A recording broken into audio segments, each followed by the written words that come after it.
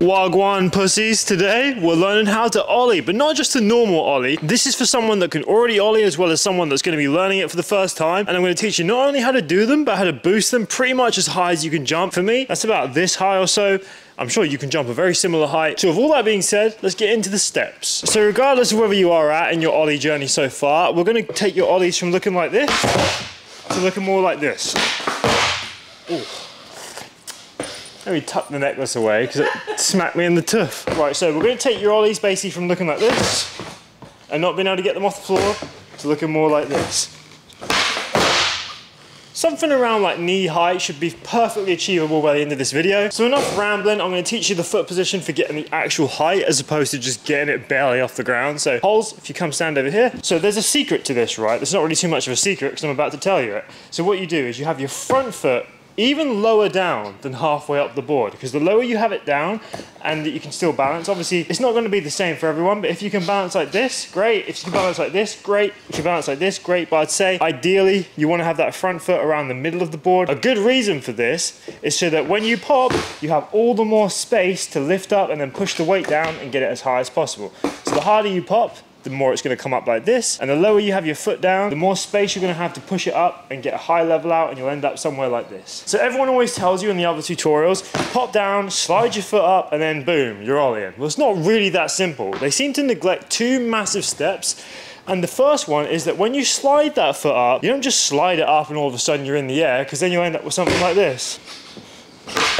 And you'll end up with the nose in the air and not actually getting any height. The back wheel kind of just stays, just go barely even reaching it off the ground. So when you pop the Ollie, right, obviously you ideally want to bring that front foot up. So once you've popped, you're going to be like this. You got to put all your weight and jump sort of off the back foot so the board comes up like this. And then what you want to do here is when the foot comes up is, yeah, it's great if it comes up, but like I said, you'll just hop like that. If you actually want to get some nice height on the Ollie, when you bring this foot up, you then push the weight onto this foot and sort of relieve it off this foot in the air, but this foot follows it up. It's kind of hard to take all in at once, so make sure you watch these slow-mos in detail and watch exactly what my feet are doing and listen carefully to the words that I'm saying. Remember, you push the back foot down as you jump and the front foot slides up, and as you take the weight off the back foot to bring the tail up, you also push the weight onto the front foot to bring the board out and level. Ideally, you're going to want to bring up your Ollie and then the front foot pushes the board forward, so you actually end up like this in the air. So you pop from this side and you point the nose down, so you end up going like this. But when you first start out, you're going to be doing something that looks more like this, and you won't quite level it out enough. But as long as you get some decent height and you bring the weight of the front foot up and onto the front bolts, you should be able to get it nice and leveled out. So we'll go like this at first.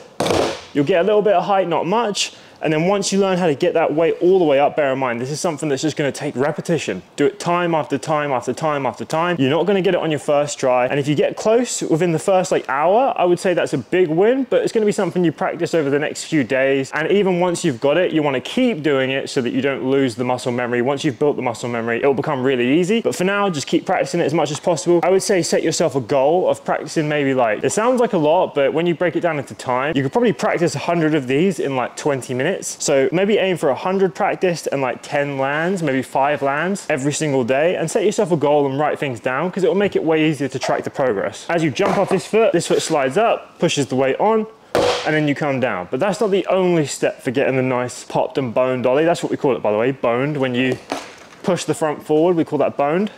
So the next step is just as important, if you ask me. Bear in mind, to get that whole thing, you need to be jumping as well. I see a lot of people that are just like,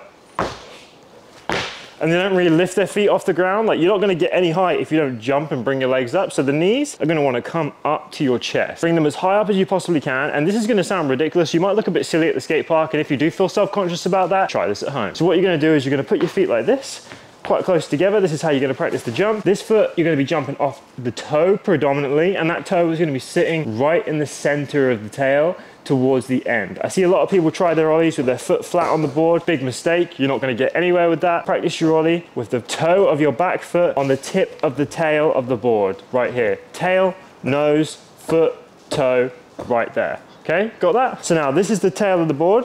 Putting the foot right there on the toe. Front foot about maybe a foot apart from that foot. No pun intended. Is that even a pun? I don't know. And then what we're going to do is we're going to bring our arms forward. This is so that when we jump, we get a nice wide eagle spread of our arms. So bear in mind, if you jump with your arms like behind you, you're gonna be like, and it's just gonna look goofy and it's not really gonna work. Arms are just as important as everything else in this trick, and so many people neglect it, and then when I give them the arm tip, they're always like, oh my God, why did I never think of that? So 100% get involved in that. Arms forward, on the toe, jump like this. So this foot comes up first, like that. Back foot follows very soon after, and then in the air, they're both level out at the top of the jump, at the apex of the jump, and then you bring them both down to hit the ground at the same time. So watch this in slow-mo as well.